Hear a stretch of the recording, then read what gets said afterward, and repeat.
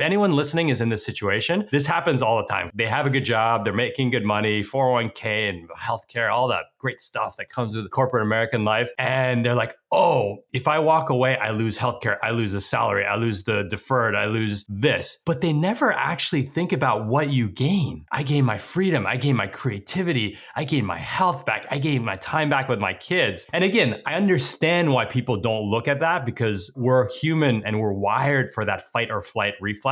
And so we only see the bad stuff because it's that self-preservation mindset. But I encourage anyone at that juncture, honor the stuff that's at risk. But if you really pick at it, you're gonna be like, wait, it's the shame of like, oh guys, I fucked up versus this open field of possibility.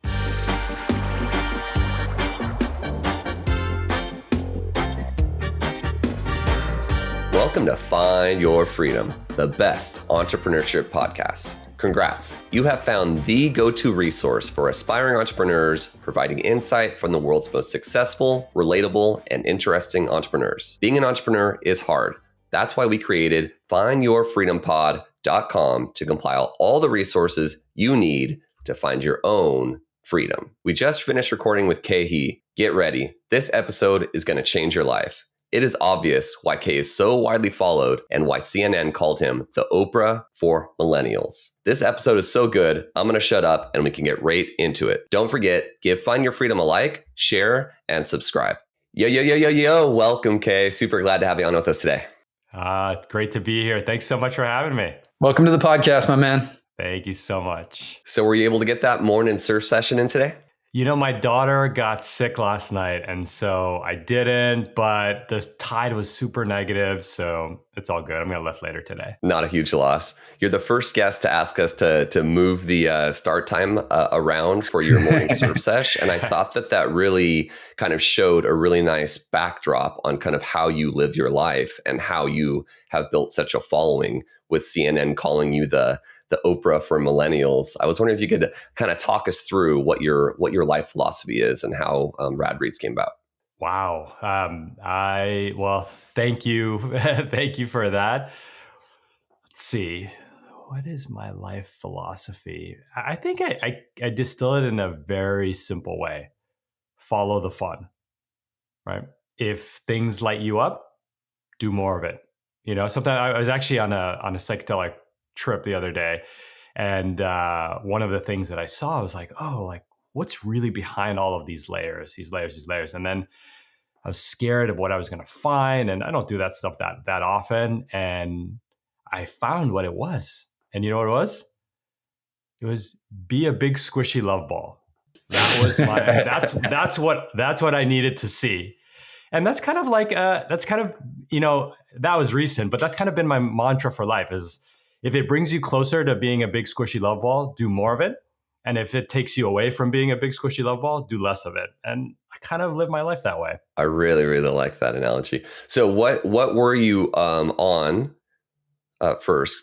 It was MDMA and psilocybin. Okay, very cool. Yeah, I have some friends who have gotten into that, and now I'm hearing more and more people talking about it. And it seems like even pharmaceutical companies are really like, this is happening. Like we need to get on board for it. So I think it's not even one of those things that... Dude, it was nuts. I was with a therapist in the middle of the day and my wife too. She was with me too. I'm so interested. So were you seeing this fluffy love ball? Were you feeling like a fluffy love ball? Can you kind of talk I think a lot of our audience is super interested in it, but haven't experienced it yet. Are you able to explain how that goes? Yeah. I mean, it's so different for every person. So I could just talk about my experience. Right. Where basically I was meeting, it was almost like I was in a therapist's chair with my consciousness or my elevated self.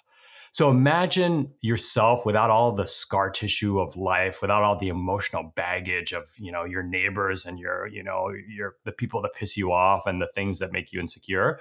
And imagine there's just a beacon of yourself that just sees everything. It just basically sees through all the bullshit, right? All the stories, all the bullshit. And so I was just having this conversation with this other version of me that just sees through the bullshit, where in my day-to-day life, I live through the bullshit. Right. And so it was a very Socratic way. And so there was a lot of these questions like, hey, why are you so scared of Like, why are you so emotionally detached? Like, that's one of the challenges I have with my wife, especially when we get into a fight and stuff. I just shut down emotionally. And so this consciousness was asking, Khe, why are you so emotionally detached? And then I would answer. This is all in my head. It's a conversation in my head. I'm wearing an eye mask. It's 11 a.m. on a Friday. And you're just sitting there, eye mask on. I'm laying down. Yeah, it was. This is so with some music in the background. Best Friday ever. Yeah, 7 hours, man. It's crazy. 7 hours. Imagine talking to yourself for 7 hours. And your wife's there the whole time, and you're with a therapist. Yeah, but they're not even hearing me. The talking's just in my head. Oh, wow. The therapist is there in case something goes wrong. Right. And they'll come in and they'll check. They're like, hey, everything okay? I'm like, oh, I'm good. I'm good. I'm great. And your wife is there next to you having another conversation with her own self-identity. Yeah, exactly. Well, for her, it was very different. For her, it was much more of a physical experience of just like a melting away of sorts.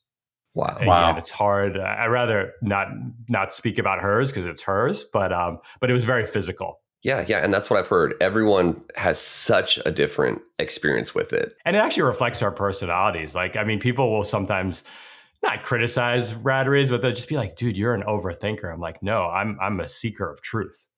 Yeah. Curious. I overthink because I need to get to the bottom of what's actually motivating. What are the desires? What are the fears? What are the dreams? Because I'm trying to, in my everyday life, cut through the bullshit, but it's much harder to do when you kind of, fish in the water, fish in the bullshit. Right. My wife's going to listen to this podcast. She's going to be like, babe, whatever he did that he was able to work through, why he goes cold during fights, you need to go do that so you can figure out why you... You're just like, yo, pop some Molly, baby. I can see her already going at me. Come on, babe, quit being cold in the fights, quit being cold. Got to be more like Khe. Oh, she is booking your session next Friday for sure. Oh yeah, she's already on the got it locked in. So a lot of your threads on Twitter, is that what you would consider like the way that you've most grown marketing wise through Rad Reads? I know you have YouTube. I mean, you do so many different things. Yeah, I would say so. I'm a bit OG in this creator game in that it's been 8 years now. So things like Substack, that didn't fucking exist 8 years ago. I was writing shit on tinyletter.com, So a lot of those things didn't exist. I'd say I've been through so many different waves. I would say for the past 18 months, I've been dedicated to Twitter in different ways. And if it's interesting, we could talk about that. I would say though, the growth leading up to that, so the first 6.5 years was a lot of word of mouth.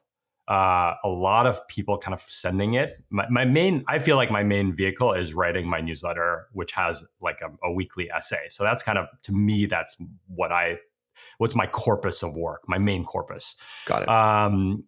A lot of it was getting on other people's podcasts. That helped. So thank you very much in advance. And then a few press hits. The Oprah for Millennials thing was kind of a godsend. That came actually very early in my career, like year 2, I think. Bloomberg wrote an article. They all kind of hit around the same time because like one wrote one, then the others wrote it. They pick it up on each other, and it's like a landslide.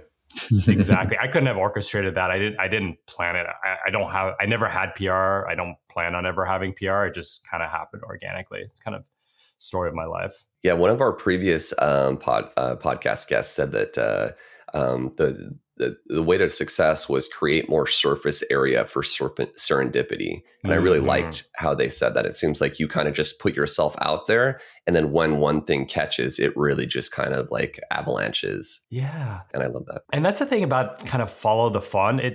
People talk a lot about that surface area of luck thing, but what they don't always talk about, and I'm not saying your guest said this, but what people often miss is they use the brute force approach. So they're like, I'm going to post 2 times a day on Twitter. I'm going to make 1 LinkedIn carousel, and I'm going to do this and do this. But it's soul sucking. Right? Like if it doesn't light you up, then you're either going to get an ulcer, you're going to lose your hair, or you're just going to drive yourself insane. And so I think that you have to balance that, which is kind of why I'm kind of always shifting a bit. I have a slow, there are people who have gotten, my newsletter, count, my Twitter follower count in like 6 months, right? It's taken me 8 years. But again, I'm going to follow the fun. I'm not going to do anything that kind of takes me away from who I am. And if that means growing slower than others, so be it. Yeah, I love that. Can you talk a little bit about what the audience could look forward to when they subscribe to Rad Reads after they listen to this? Yes, just lots of squishy love balls.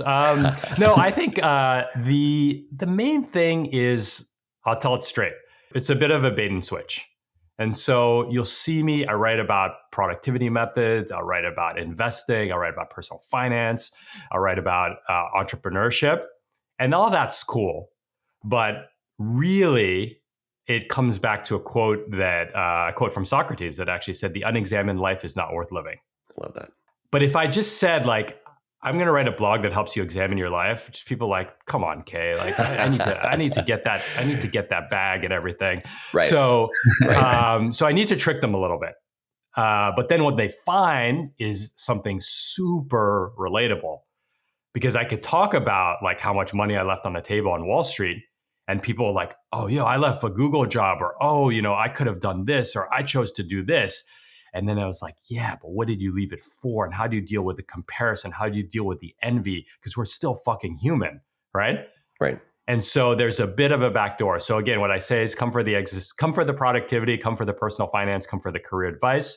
You're going to get all that stuff. You're going to get a lot of pop culture, memes, TikTok, all that good stuff too. But then I'm going to flip it pretty abruptly, and you'll be like, oh shit, I'm scared of dying, man. What the fuck? and then you can't log off. You're like, I'm hooked though. I need to, what's he going to say next? There's the hook. Yeah. That dichotomy of having both of those two things both really hit me really well. Cause, like 10 years ago, that's where I was kind of grinding, working really, really hard. And I was like, man, I want to live like my best life. Like, how am I going to manage those things? So reading you talking about it, because you were much more, I think, planned and forthright about the way that it came about and how you were very intentional. Whereas mine kind of like, I was like, I just want to like spend time with my kids. Like, how am I going to get myself in a position to spend time with my children when I have children? It really, really resonated with me. And I love, that back and forth dichotomy, because I'm still interested in, like, as we start this podcast, like all of those things you're talking about on connecting with people and doing it the way that it feels good to you, and how when you're doing things that you really take joy from, that is what will connect with people. Like all of these different things, like I've taken out of it, but then it all comes back to like, I just want to like live my best life, be as good a person as I can, be as good of a dad as I can. I love how you always get that in there. Like all of those things I think are so powerful, and I've really enjoyed it. So I want to make sure to get that out of the way. Like I appreciate you coming out with that. Thank you. And that means a lot, because the thing is, like, look, I want to make money, right? Like, I live in fucking Manhattan Beach. This place is fucking expensive, right? Like, I don't, like, people are like, oh, you have a high cost of living. And like, I could go live in rural, I'm not going to name a state, but rural, like somewhere. Don't get in trouble. Don't get canceled. Don't get Oklahoma canceled. I don't want, I love every state in America. But I don't want to live in a place where I could buy a house for $300,000 and never work again, because I like coasts. I like culture. I like restaurants. I like museums. I like concerts. I like nightclubs. Like I like surfing, right? That shit's expensive usually, right? In the United States. Absolutely. Right. And so I'm going to work. I'm going to do shit. I work, 30 hours a week, 60 hours sometimes. Like I'm always thinking about work. And I want to communicate to people that like, it's not all or none, right? Like I'm not a greedy bastard because I want to live in Manhattan Beach, but also like I don't care about money in some ways because I walked away from a lot of money, and I want to just humanize that like both can be true. Let's go deeper on that, Khe, because I think one of the really interesting things as we're getting prepared for this and looking into you is you left a shit ton of money on the table by walking away from a huge company, BlackRock, which most of our listeners have heard of. I'm sure that was a really difficult decision for you to make. I know I was probably making a fraction of what you were making at BlackRock when I left my corporate job to become an entrepreneur. And it was hard for me. I walked away from some money, but it wasn't like, the seven figures that you were earning at the time. So I was curious, when you made that decision, did you already have Rad Reads in your mind? Was there already a seed like, okay, I'm going to go on and start blogging and start getting all my thoughts out into the ether and see if I can build a following? Where were you with the plan on Rad Reads and your next move when you left BlackRock? Yeah, that's a great question. And kudos for you for doing it, man. Because the number of fucking people that say I'm going to do it. Like I was just DMing with someone. Someone's like, "Oh, you could have done it because you had you made the money, you did this." And I'm like, "Okay, what's something you really want?" I'll answer the question. So this is a Twitter DM. It's like, "What's something you really want?" He's like, "I want to write more, but I don't have enough time." I'm like, "Come on, dude, you got 2 hours a week to write." And he's like, "Yeah, you're right. You're right." I'm like, you don't need like millions of dollars to write 2 hours a week. You're just making an excuse. And so I'm like, okay, this is a stranger. I'm like, give me your WhatsApp number and I'm going to text you every Sunday morning and check in to see if you wrote for 2 hours this week. Because you have no excuses now. Yeah. Right?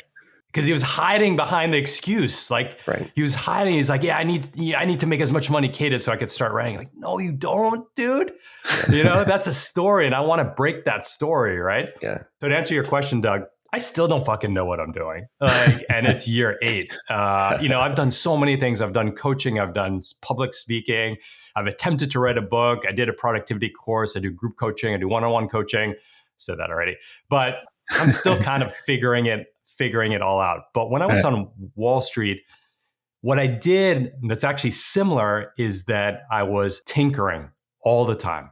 So I'm always trying stuff. You guys probably seen some of my reels. So like one day I woke up and I want to try short form video, and I just 180 days of short form video. And I don't know, I haven't really gotten a ton of traction, but I really liked it. So that was a mindset that I had when I was like 9 years old. We were on vacation in Thailand, and I just collected all these hermit crabs in a plastic bag, and then I tried to sell them to tourists. I'm like, "Hey, you want to buy my hermit crabs?" And then I went up to an older Thai woman, and she was like, "Yeah, it's like selling ice to first of all, what do you do with a hermit crab?" I was like selling ice to an Eskimo. I'm like, "Yeah, I was like 9-year-old kid. Like, you want to buy my hermit crabs?"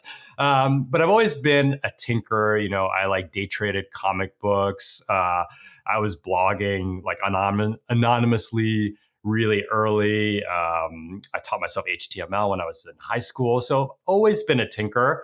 And then during the Wall Street thing, I was like, this is killing my tinkering soul. And I was doing all this stuff, maybe like this gentleman, 2 hours a day. 2 hours a day, I was trying stuff, working 10 hours, 11 hours, tinkering 2 hours. And I was like, yo, imagine the possibility if I could tinker 10 hours a day. And that's like, I need to bet on myself. So it was really just, I don't want to tinker for 2 hours a day. I want to tinker for 10 hours a day. Exactly. And I knew, and I didn't want to like watch Netflix. I didn't want to smoke weed. Like I wanted to work. Yeah. So I had that confidence in myself that like I would, not only did I want to tinker, but I would show up. And at what point in your life did this happen? Was you married, kids? Great question. So it was 8 years ago, almost to the day. May 4th, I walked out of BlackRock, but I love tequila. So I'm going to say it's a Cinco de Mayo thing. You had to get ready a day in advance, of course. Exactly. I mean, obviously. Yeah, I started squeezing the limes and everything on May 4th.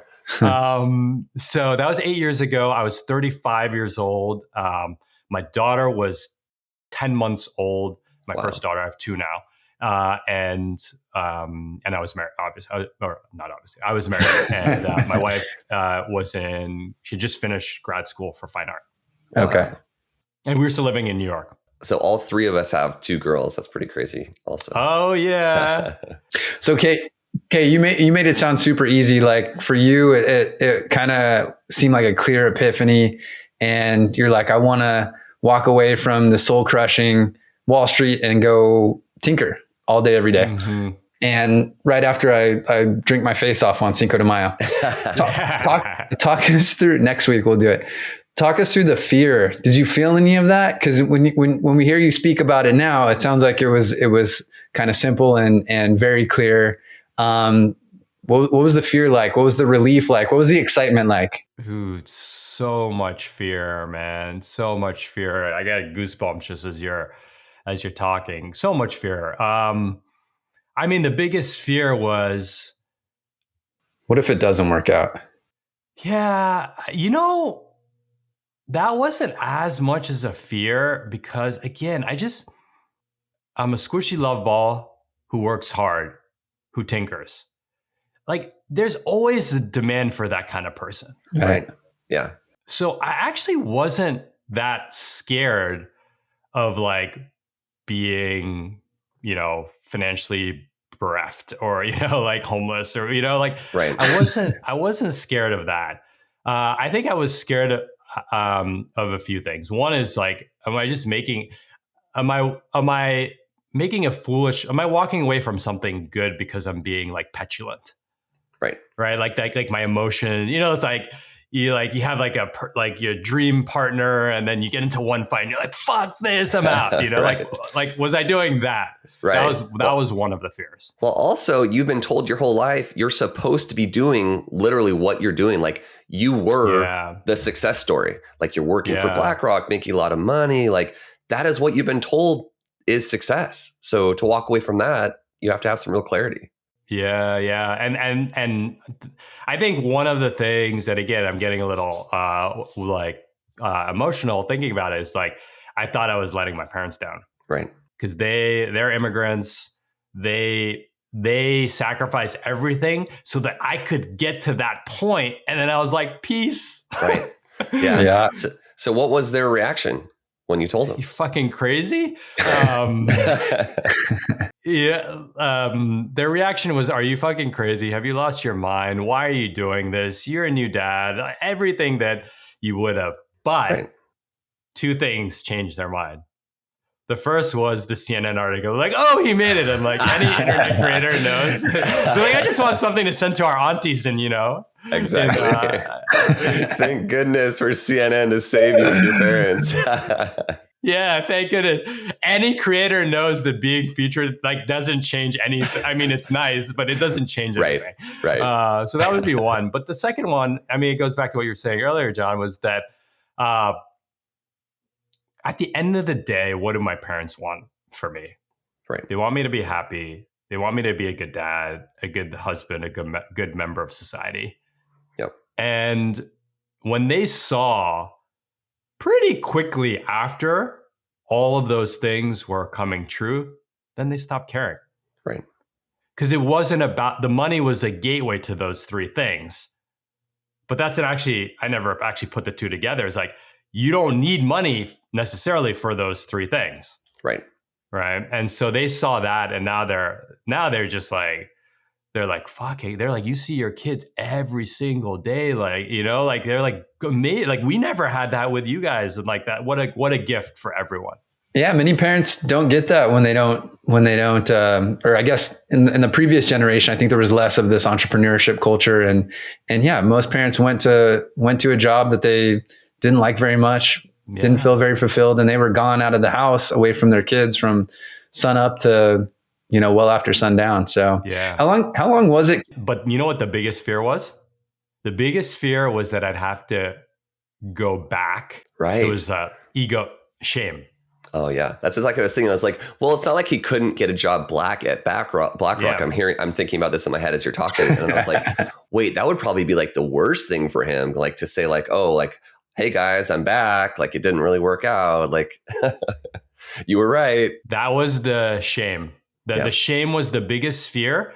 But at the same time, I was like, and again, I have done a lot of spiritual work on myself, way more at that point. But something was like, it's shame. It's like you risk shame going back, and like you're gonna get a good job. Like I wasn't worried. It wouldn't be as good as the one I had, but it was still gonna be a good job. And then think about all the possibilities. And this is something that people, like if anyone listening is in this situation, this happens all the time because they'll like they have a good job, they're making good money, 401k and healthcare, all that great stuff that comes with corporate American life. And they're like, oh, if I walk away, I lose healthcare, I lose the salary, I lose the deferred, I lose this.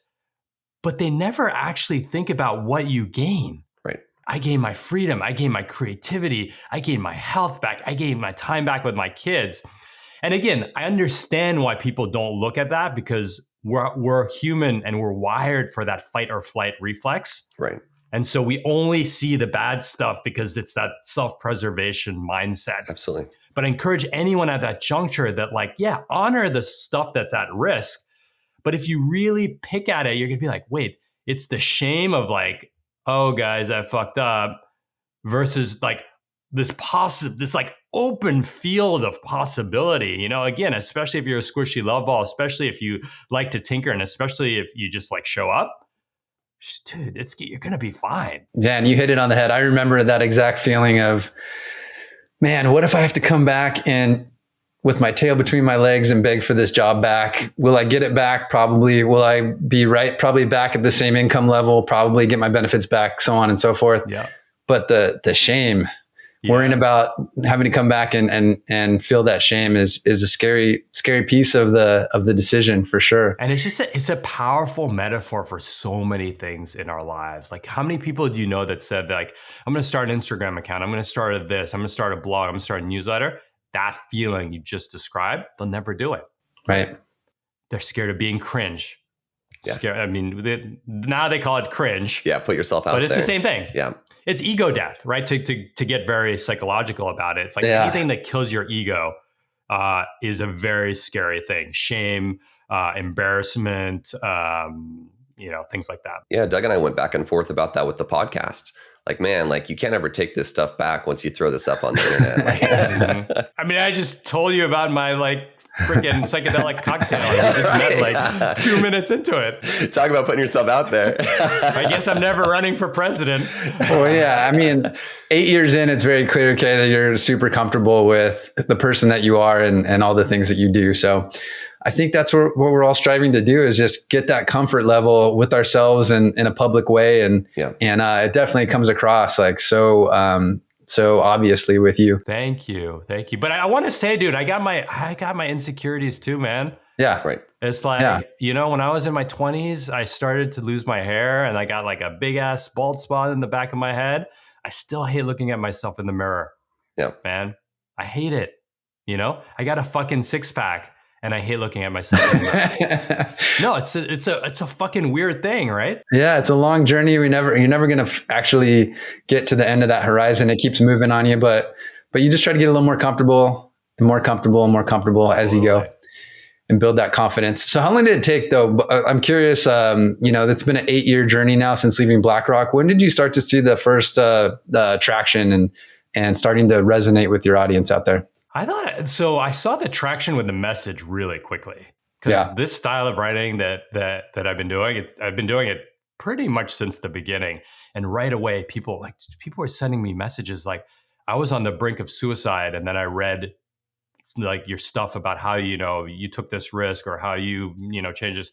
So just like, I was like, what? I was like, I thought I was just some dude writing writing shit on LinkedIn. You didn't realize the impact. Yeah, it was pretty quick. I think, especially if you're like, I think people have a good bullshit detector on the internet. Yeah. That's why all the 99 ways, Chat GPT is going to blah, blah, blah, no one fucking cares about that stuff. But if someone comes up and shows up for real, like people see it pretty quickly. It's hard to manufacture. Right. So that was like the message traction, right? Content traction came pretty early, and I kind of kept leading into it, kind of modifying it and so on. Monetization was definitely a little bit longer. I've always done some version of coaching and consulting since the beginning. And the nice thing about writing for people who are on Wall Street and Facebook and those type of companies, like basically high performers, is they have money. And so, my coaching practice, which I dial up and down based on the season, it's pretty expensive. And so, and that started pretty early, where someone reached out to me a hedge fund manager reached out to me based on a newsletter. And he's like, hey, I really like the message you're putting out. Can you come coach my management team? Just on basically like well-being, happiness, well-being, fulfillment. From there, the next kind of leg was online courses. And that kind of took off. That was way more, when I started writing, I was way more productivity centric. Again, I was much younger, and I wasn't, I think you got to grow into this kind of philosophical place. If you just start up, first day on the internet, you're like, I'm the internet's philosopher. People are going to tell you to go home. But if you're like, I'm going to teach you 8 hacks to be more productive, like, okay, I want that. The building blocks. Exactly. And look, I was younger, right? Like when you're in your 30s, you care a lot about productivity. When you're 40s, it's like, look, I know how to function as a human. Like, I don't need a new note-taking system. Like Right. I'm good. Right. Isn't that interesting? I totally agree. So, but yeah. And then in your 20s, you're just like, fucking chicken with their head cut off. But, Right. so I did this productivity course around the method that we created called 10K work, which is the method that we still use, and a lot of people have been using it. And so we created a course around that, and that was the September before COVID. And then during COVID, it just took off, like revenue wise. People were at home. People wanted productivity. People had money. The economy was booming still after that initial blip. Perfect combo. Good planning to do that right before COVID. That was really genius marketing plan. Nice, Khe. Fucking lucky as fuck. So we were like we rode the wave that Peloton rode, that Google, that Zoom rode, and all that in our own little tiny way. Yeah. And so we built up this cohort of courses. I scaled the team. I think in total, that business over 3.5 years did probably like $1.5 million of revenue. So it was like the closest that it was like the most we were like a business ever. And then about last year, January of last year, of 2022, the cracks started. So things started to flatline. And January 2023, the ground fell off. Like no one wanted to learn anything online on Zoom at all. And so, well, everyone started going back to work. They had less free time. They had less free money from the stimulus. Yeah, I think a lot. So I have a direct to consumer business. Yeah, like I think a lot of businesses started showing some of those things. But you talked about both the coaching and the courses like they just kind of accidentally happened, or almost like someone's like, oh, do you want to do this for us? What was it more intentional than that? Or did it really just kind of like, like specifically the guy that reached out to you like, hey, can you do some coaching for my team? Had you thought like, oh, like I definitely can do this, or you were already doing it for people just for free? No, I wasn't doing it at all. And I think that's the power of putting yourself online. In fact, I had imposter syndrome when he asked me. And I said, I got a list of coaches, because I work with a lot of coaches myself. I was like, I got a list of coaches. They might be better than me because, I've never done this before. Right. And then I said, you want me to refer you? He's like, no, we want you. And the reason why they wanted me is because they had watched my thinking over, weeks and weeks. I've written, the 394 pretty much consecutive newsletters. Wow. So it's like some people have been on since day one. Oh, wow. So they've kind of watched, and I think that's the thing. Even with Twitter, it's like, yeah, you can BS me for a little while, but like over time, your true colors will show, or you'll just flame out because you're so tired of being someone you're not. Right. And I think that's for me where this kind of the strength of just showing up consistently. But to answer your question specifically, no, that just showed up. The coaching just showed up. The online courses, they were starting to happen around me. And I had a few friends that were, like other creators that were doing it. So a few of them kind of pushed me and nudged me in different ways, coached me. So that was, but again, it was never planned. Just like right now, the coaching business is healthy. The online teaching business is very, very difficult. I've laid off, half of my team, and I don't actually know where it's going to go because the market forces are not really in favor of online courses right now.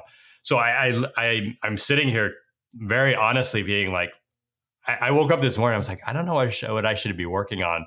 So I watched a YouTube video. Right. What's the next thing to tinker with? Yeah, I don't know. I watched a YouTube video on learning how to draw. So I just drew because I could get in surf. So I just drew for an hour. I'm like, maybe drawing will help me. Oh, that's such amazing transparency. I mean, I think, we get in these forums and these conversations and, it's so easy to be like, yeah, everything's going great and I'm crushing and, everything I touch turns to gold. And for you to come on and share that, this part of the business is going really well, but this part of the business is struggling and here's what's happening. And here's all the external forces that are, impacting my business. I think that's really helpful for people to hear. Oh, thank you. And Look, I mean, life's too short to sugarcoat shit, right? Yeah. It's just Yeah. like, and people know, right? If I was like, yeah, like we did this and we did that, and like at some point, like internet is a truth seeking, is a truth exposing machine. So at some point, again, because either you flounder, you're like sick of telling lies, right? It takes effort to lie or to project something that you're not, Right. right? Or or you just get bored and you're just like, I'm sick, just move on. Yeah, absolutely. So putting yourself back in that mindset of leaving BlackRock, I was wondering if Yeah. you could talk to a lot of our audience is aspiring entrepreneurs or entrepreneurs who have been kind of doing things and haven't found a ton of success yet, or they're in a corporate job like you and me and Doug were, and we're like, God, this just doesn't feel like the right fit for me. I'm just unfulfilled, unhappy. Can Mm-hmm. you talk to those people? What are some pieces of advice you have for those aspiring entrepreneurs? First thing I'd say is it a push or is it a pull? Right. So a lot of people are sitting in a corporate job and they might have low self-esteem. Right. And they believe that the reason why they have low self-esteem is the corporate job, but it's not. The reason why they have low self-esteem is some other reason. Right. And they attribute it. It's much easier to be like, if I didn't have this corporate job, I'd have higher self-esteem. If I didn't have this corporate job, I'd be more creative. And I think you got to be very careful there. So that's kind of like a warning against, right? But that's where the tinkering comes in. And I would tell people, like, where do you find aliveness, right? I hope that people listening can, like, I am fucking alive right now. And this is like where, like, look for aliveness. And I think the thing about corporate life is that, like, it deadens parts of your soul, right? But just because a corporate job is dead in parts of your soul, like, you are not dead inside, right? And so look for that aliveness, right? And there's so many clues. It could be with your friends. It could be in what you're reading. It could be in what your creative pursuits. If you're like, if like drawn to, drawing, right? Drawing on Procreate on an iPad, just like lean into that and don't necessarily be like, oh, how am I going to turn this into income? How am I turn it into money? Start with that feeling of aliveness, and I promise, like, all these other things will unfurl, right? So a classic example, a lot of Wall Street people are like, oh, I love golf, and they're like, should I start a golf shirt company or this or that? I'm like, no, just like just immerse yourself in golf, not necessarily just playing, but just kind of like poke around and see what's there. You don't have to start a golf company. Like, the thing that might make you happy is actually like teaching kids how to golf after work, right? That might satisfy your golf itch. Right. Or maybe it's like writing a YouTube review channel on golf. But again, people take these huge jumps. They're like, oh, I hate corporate, I love golf, I should start, a competitor to Titleist, right? It's like, no. There's like 18 million steps in between that. Take that first step and always use aliveness. And this is where the beauty of having a corporate job is. You got healthcare, you got salary, you got cover on your identity. Like, you can go to a cocktail party or a PTA meeting and be like, I am a blah, blah, blah at BlackRock. Right. But meanwhile, you're like, tinkering with this little golf experiment, this like secret golf YouTube channel, whatever it is. You've got cover, you've got healthcare, you've got income. Take that step. I think a lot of people forget that, and they want to go straight. They go straight to the end. Right. They're like, I want to be the CEO of this, e-commerce golf company. Right. Start with that tinkering. And I think that they think that end plan has to already be formalized. Like, you don't have to have that final plan. Like, as you're tinkering, that's coming in front of you, becoming more clear. The fog is clearing. So I love that you said that. And another thing that I love that you said is that, find what you are passionate about. What part of your corporate job, if you don't love all of it, what part do you really enjoy? And maybe that can be your pathway to finding the freedom, and start tinkering and opening that up for you. Lean into that and let that become a bigger part of your life, and see if that can open up some paths. And I'll give you a little story. It's like, I love teaching and coaching, and that's where, the majority of my income comes from. But if I look back in hindsight, so first of all, my mom, my grandmother, and my sister are all teachers. So that's one interesting thing. When I was in college, I volunteered as a kind of a teacher's helper at a local public school for many years. When I lived in New York, I volunteered and helped kids doing STEM work on the weekends for 8 years.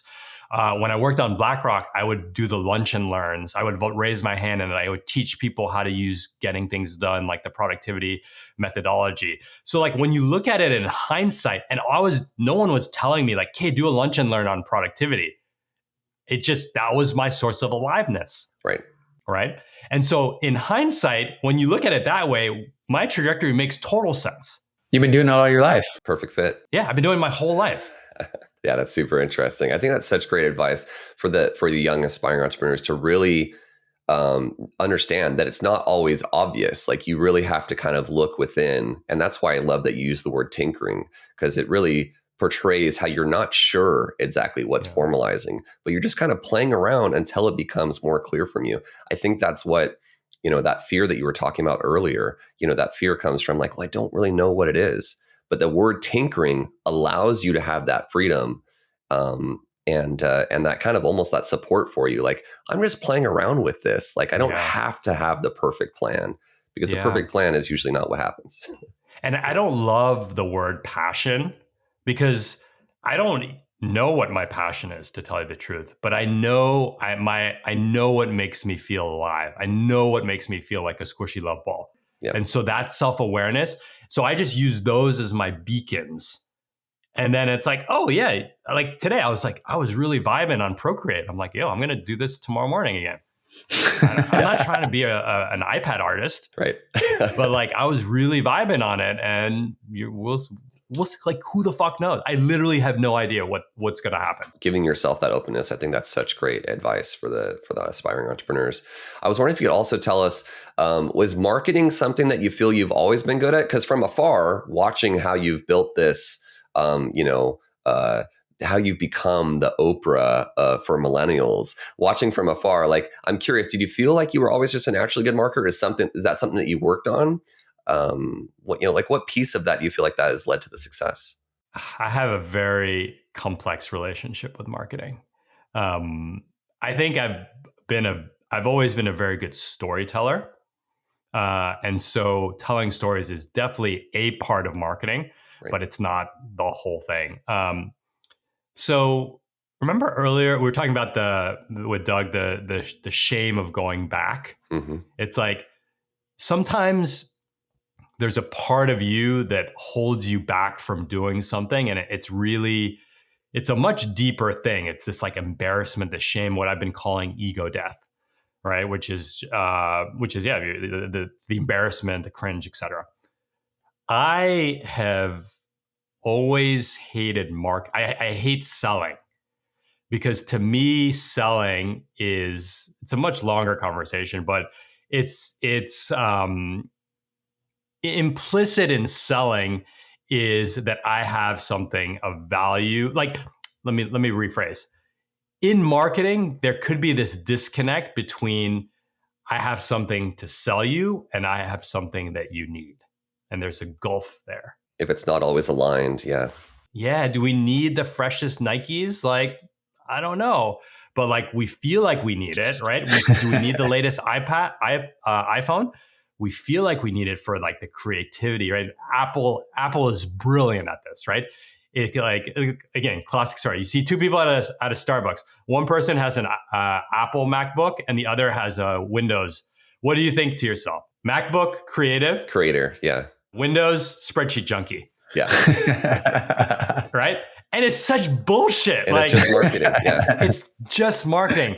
Now, Apple does that pretty well. And I don't think many people point to Apple and be like, you sneaky bastards. Like, you made us all think we're so much more creative than we really are. But that gulf to me it makes me very uncomfortable. Right. And the reason why it makes me uncomfortable is because I have a lot of doubts. I think one of my deepest existential doubts is if someone says, Khe, you're a bad person, right? That really threatens the squishy love ball. Right. Sends it back in its cave and it gets all dour and stuff. And so when someone says, Khe, you're a bad person, or even implies it, it really hurts me. Right. And I need to, this is where therapy and deep work comes in, because it's like, why do you feel like you're not a good person? Right? Because I think I'm highly ethical and all that stuff. But there's some kind of internal disconnect, which is that shame of like, why would it be so shameful to ask for our job back, right? Like, it's just a fucking job, right? So I have that issue with marketing because I feel that if I steer too much in the Apple, you're the most creative person in the universe messaging, people can turn around and be like, you're a bad person. And so it's taken me a lot of basically therapy to kind of bridge that gap. And so to answer your question, again, come for the tactics, stay for the existential. You thought I'd be like, yeah, tweet every day, but that is that gap is something that I think one of the reasons why I'm stuck right now is because of that gap. And I haven't found that full alignment on just showing up with who I am, especially when it comes to selling. I think I'm pretty good on it on social, but the stakes are lower because I'm not asking anyone to pay for anything. So there's no ask. Yeah. Right. When there's an ask, and especially as the ask goes up in monetary value, like some of my coaching and our course is $2,000, then that gulf in my mind widens. Even though the reviews are fantastic, the refund rates are so low, and like it's a phenomenal product, but there's something about my insecurities that kind of take up a lot of the oxygen in the marketing conversation. I can answer with tactics too, if you'd like. Yeah, why don't you give us a piece of that side too? I mean, the biggest tactic for me was learning copywriting. Yeah. I never knew. I'm a good writer. I'm not. I just assumed that a good writer would be a good copywriter. No way. Like this is like a completely different skill. Can you explain the difference of those two for the audience? Yeah. So the copywriting would be. So what's a good example of? Okay, let's take like a picture frame, right? So like you're trying to sell a picture frame, and you could say like, you might just say like, this picture frame is so unique because it's made of teak wood, right? That would be like describing it. It's so beautiful. It's such a beautiful frame. Mm-hmm. Copyright it. You don't buy stuff because someone told you it's beautiful. Copywriting would say that, take that same picture frame and would say something like, wouldn't it be amazing for your kids to always have a image of their dad in a frame, right? And so what it evokes deep emotion. Like, I don't care if the frame's made out of fucking teak, oak, or sherry. Like, it doesn't fucking matter. Right. But if you tell me that this frame is going to make my kids remember me, take my money. How does it make you feel, right? Yeah. So one is descriptive and the other is emotionally evocative. Got it. Right. And it can get sketchy, right? And then it can be very subtle, right? The Mac, like imagine if there was a commercial and had a MacBook and a PC, and they just started naming like 58 megabytes of RAM and 200, like it'd be like, that's the descriptive version of it. Yeah. But the Apple makes you creative, and the Mac and the Windows machine makes you, dude, you're buying a Dell, right? Like, right. Yeah. One of the questions I love that. Thank you for describing that for the audience, because I think that is a really cool way that you describe marketing and sales to kind of make it integrate what the two together and how they're related. One of the questions that we always ask our guests that I love is, how would you personally define entrepreneurship? I'd say living in alignment. I love that. I think people focus too much of entrepreneurship on like what it gets you at the end, right? The IPO, the cash, et cetera. Mm-hmm, mm-hmm. But what's the point of all that stuff if you're not living in alignment? Right. I love that. Right. And entrepreneurship lets you actually define a lot of that, unlike corporate, where corporate, you got to play by the rules of the corporation. So you're not always in alignment. More structured. And I love how you're basically subtly saying freedom, which is aptly named for our podcast. So, so I love how you work that in. I appreciate it. Copywriting, baby. What was one of the most impactful pieces of advice that you think back on today, or was there one that you think back on today, like, wow, that advice really was powerful for me, and I still hold to this day? I think that the main one is actually, it's a parenting piece of advice. that has basically bled into, like, again, to me, entrepreneurship is just a way to live your life in alignment. Yep. Someone said to me when my first daughter was born, this was an aunt said, never for a minute wish that your child is at a different phase in life, a later phase. So when they're not sleeping through the night, don't wish that they sleep through the night. When they can't talk, don't wish that they can talk. When they can't go surf with you, don't wish that they can go surf with you. Because that moment will come before you know it. And then you'll look back and miss the prior moments. Wow. And so that's kind of the way I see entrepreneurship, where I'm not like looking forward too much. I'm not looking back. And it's just, how does this bring me closer to alignment? How does it make me enjoy the present moment while being wise about the future and not dishonoring the past? But it really like grounds me to like, what is the moment that we have right now, and to just be present in it and enjoy it. Because what's the point, right? If you're not enjoying the present moment, you probably aren't going to enjoy the future moment you're waiting for. It's been so nice being in the present during this episode, Khe. I mean, you're an amazing guy who puts it all in perspective and finds such a nice way to communicate it and convey it to whoever you're speaking with and in any forum. And I've really enjoyed this one. So to wrap things up today, where can our audience find you if they want to get more information or become a reader of the newsletter? For sure. Well, thank you. It takes a great interviewing duo and energetic space for me to get hyped like this. So I thank you both. Thanks, really do. I've had so much. The hour flew by. Yeah. Seriously. Where can people find us? RadReads.co is sign up for the newsletter. That's kind of the source of truth. Right. Twitter, definitely the most active. I won't even bother spelling my name because of the silent H's, but you can Google Khe Hy Twitter, and then it will show up. That's actually how I tell people to find me. And then probably Instagram would be my most active.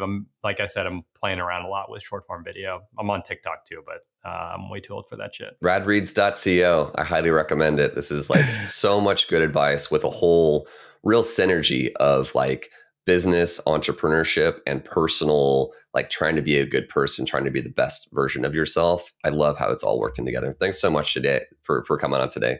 And alignment. Yes. That's so key. So key. Absolutely. Yeah. Thank you so much, Khe. Thanks, Keith. Appreciate it, Khe. Thank you both. Thank you, listeners. Being an entrepreneur is hard. That's why we created findyourfreedompod.com to compile all the resources you need to find your own freedom.